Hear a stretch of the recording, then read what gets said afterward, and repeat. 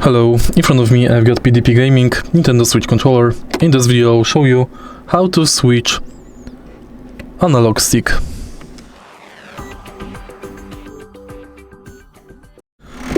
In order to switch analog stick, firstly we have to remove top plate.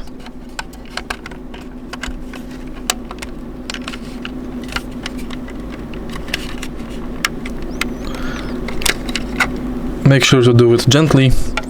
And now pull the analog stick.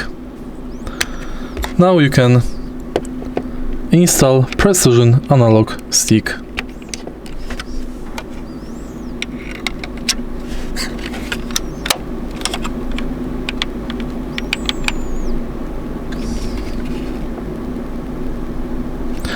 If you find this video helpful, please leave like, comment and subscribe.